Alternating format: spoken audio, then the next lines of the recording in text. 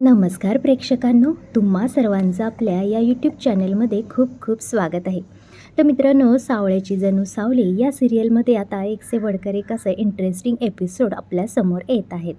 इकडे जी आहे ती सावली आपल्या विठ्ठलासमोर उभी राहून खूप दुःखी आणि निराश आहे आणि तिच्या मनामध्ये सतत असा विचार येत आहे की आपण सारंग सरांपासून ही जी जी काही गोष्ट लपवून ठेवलेली आहे त्यामुळे तिला खूप त्रास होत आहे आणि ती विठ्ठलाकडे म्हणत असते की मी आता काय करू विठ्ठुराया, मी एका बंधनात अडकलेली आहे. त्यामुळे मी माझ्या नवऱ्यापर्यंत ही गोष्ट त्याला सांगू शकत नाही आणि माझ्यापुढे काय करावं हा प्रश्नचिन्ह उभा राहिला आहे.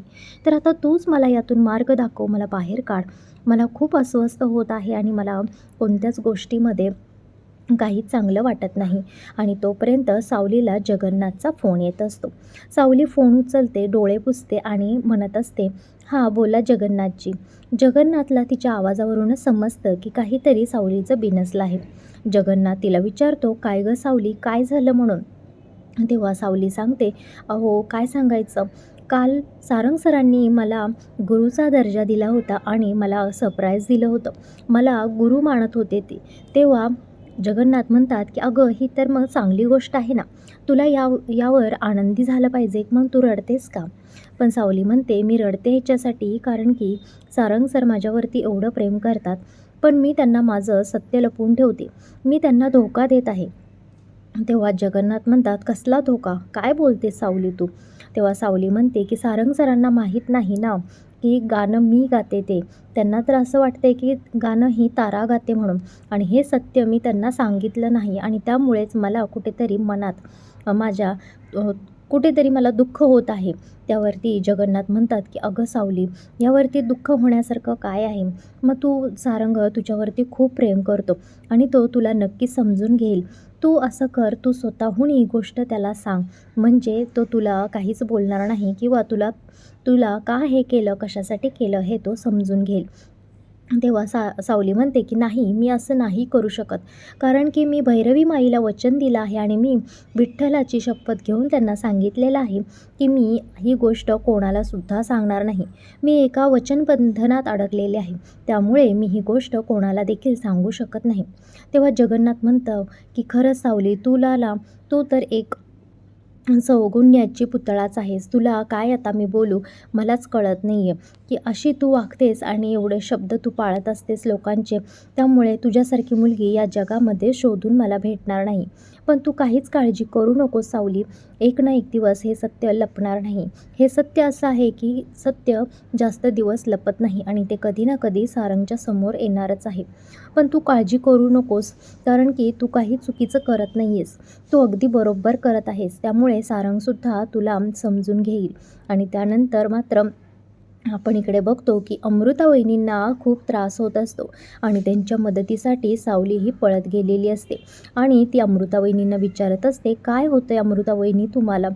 कसला त्रास होतोय? आपण असं करूयात का? डॉक्टरकडे जाऊयात का?" आणि त्यांची विचारपूस करत असते. तोपर्यंत तिथं ऐश्वर्यासुद्धा येत असते आणि ऐश्वर्या आल्यानंतर अमृताला म्हणत असते, की "काय झालं अमृता? कशी आहे तुझी तब्येत आता?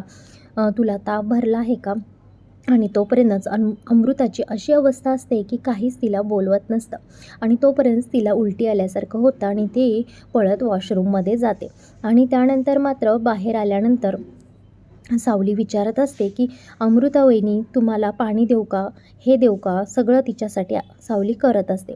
त्यानंतर ऐश्वर्या तिला म्हणते, "तू जरा गप्प बसशील का? मी बोलते ना तिच्याशी." आणि ती ऐश्वर्या अमृताला विचारत असते, "अमृता वहिनी, नक्की कोणते कोणते सिम्प्टम्स तुम्हाला होत आहेत? नक्की चक्कर येते का? उलटी होते का? काय होतंय नक्की?" हे ती विचारत असते. तर अमृता सांगते, "अगं, मला कालपासून गरगरल्यासारखं होतंय आणि मळमळल्यासारखं सुद्धा होत आहे आणि तापसुद्धा भरला आहे." आणि त्यानंतर सावली म्हणते, की "अहो अमृता वहिनी, आपण आता ना प्रेग्नन्सीची टेस्ट करूयात, कारण मला हे सगळे सिम्प्टम्स तर त्याचेच वाटत आहेत." तेव्हा ऐश्वर्या सावलीवरती ओरडते आणि म्हणते, "तुला जास्त कळतं का यातलं? तुला कोणी सांगितलंय मध्ये बोलायला? मी आहे ना, मी एवढ्या दिवस अमृताची काळजी घेत आहे. मला माहीत आहे अमृताला कधी काय होतं, काय नाही ते." त्यानंतर मात्र तिथे तारा येते आणि तारासुद्धा विचारत असते, की "अमृता वहिनी, काय होतंय तुम्हाला? कशी आहे तुमची तब्येत?" म्हणून. आणि त्यानंतर तारालासुद्धा सगळं समजतं. तेव्हा तारा पण म्हणते, हो माझी पण एक मैत्रीण होती, तिलासुद्धा असे सिम्प्टम्स होते. प्रेग्नन्सी टेस्ट केल्यानंतर मग समजलं की ती प्रेग्नेंट आहे म्हणून. आणि त्यात मात्र ऐश्वर्याला असं बोलल्यानंतर खूप राग येतो आणि ऐश्वर्या तिथून ताडकन निघून जाते.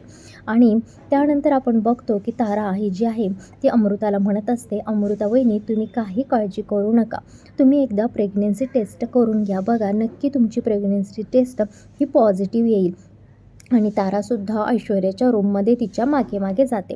इकडे ऐश्वर्या रूममध्ये गेल्यानंतर म्हणत असते, अरे देवा आता काय करायचं, मी एवढं सगळं प्लॅन केला की कोणालासुद्धा मूल न राहावं म्हणून.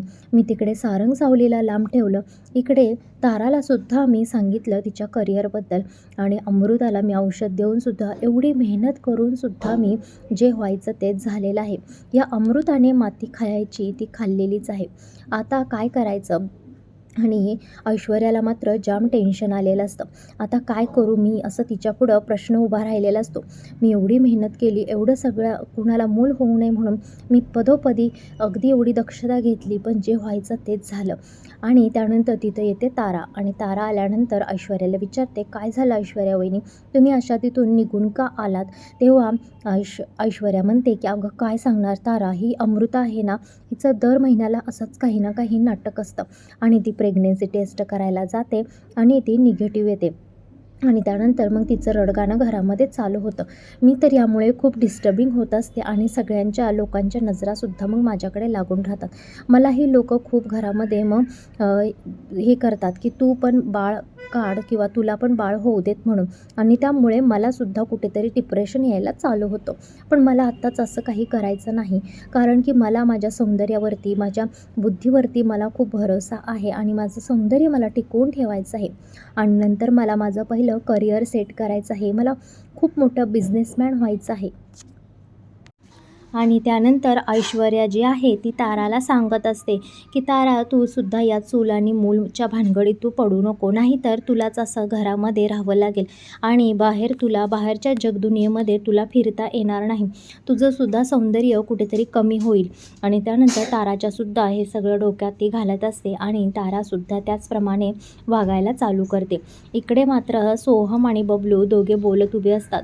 तर बबलू म्हणतो, काय रे सोहम, तुझ्या तोंडावरती 12 नाही तर 13 का वाजलेले आहेत. तुला बघून असं वाटतंय की लव्ह मॅरेज कोणी करूच नाही, कारण की तू एवढा डिस्टर्ब आजकाल लग्न झाल्यापासून राहायला लागलेला आहेस. त्यानंतर सोहम म्हणतो, अरे पहिल्यासारखी तारा या तारामध्ये मला दिसत नाही, तिच्यामध्ये आता खूप बदल झालेला आहे. तोपर्यंत तिथं तारा आणि ऐश्वर्या येतात आणि बबलू म्हणतो की ते बघ तारावहिनी आल्या म्हणून. तर सोहम म्हणतो, अरे बघ तूच तुझ्या डोळ्यांनी, तारा आता कुणाच्या संगतीत राहायला लागलेली आहे, मग संगतीचा असर तर तिच्यावरती होणारच ना. आता दोघी मिळून काहीतरी नवीन प्लॅन बनवत असतील. आणि एवढंच ऐकते ती म्हणजे तारा आणि ऐश्वर्या. आणि तारा म्हणते, प्लॅन बनवत असतील म्हणजे काय सोहम, आम्ही तुला काय असं वाटतो का की आम्ही काही प्लॅन बनवत असेल म्हणून असं तू का माझ्याबद्दल सतत निगेटिव्ह विचार करत असतोस. तेव्हा सोहम तिला म्हणतो, हे बघ तारा, तू जर प्लॅन बनवत नसशील तर चांगलीच गोष्ट आहे, पण असं काही जर तू केलंस आणि घरामध्ये जर चुकीचं काही घडलं तर मी तुम्हा दोघींनासुद्धा सोडणार नाही, एवढं याद ठेवा. आणि त्यानंतर तारा आणि ऐश्वर्या तिथून रागाने निघून जातात. ऐश्वर्यासुद्धा त्याला सोहमला बोलत असते की सोहम, मी हिला बिझनेसच्या गोष्टी सांगत होते आणि तुला असं का वाटतं की सतत मी काहीतरी वाईट विचार करत असेल किंवा घरामध्ये मीच काही वाईट करते म्हणून. आणि असं बोलून ऐश्वर्यासुद्धा तिथून निघून गेलेली असते. इकडे मात्र सावली जी आहे ती अमृताला खूप समजवत असते की अमृता वहिनी आपण प्रेग्नन्सी टेस्ट करूयात म्हणून. पण अमृताही रडत असते आणि ती म्हणते की नाही सावली, मी प्रेग्नन्सी टेस्ट करण्यासाठी हॉस्पिटलला येणार नाही. याआधी मी खूप वेळा प्रेग्नन्सी टेस्ट केलेल्या आहेत, पण त्या जेव्हा निगेटिव्ह येतात तेव्हा सगळ्यांचं माझ्याकडे बघण्याच्या नजरा या काहीच्या वेगळ्या होऊन जातात. आणि मॉमलासुद्धा मी जाताना जेव्हा मॉम किती खुश असतात, पण जेव्हा माझी टेस्ट निगेटिव्ह येते तेव्हा मॉमच्या नजरसुद्धा माझ्याबद्दल खूप वेगळी झालेली असते, खूप बदललेली असते. त्यामुळे मी काही प्रेग्नन्सी टेस्ट करायसाठी येणार नाही. आणि मलासुद्धा असं वाटतंच का आई मलासुद्धा असं वाटतं की मी सुद्धा आई व्हावं. आई होणं हे किती महत्त्वाचं आहे मला माहीत आहे आणि माझ्यासारख्या कितीतरी महिला असतील त्यांना असंच सगळं सहन करावं लागत असेल ना. तेव्हा अमृता वहिनी म्हणते की अगं मातृत्वाची जाणीव ही काही वेगळीच असते.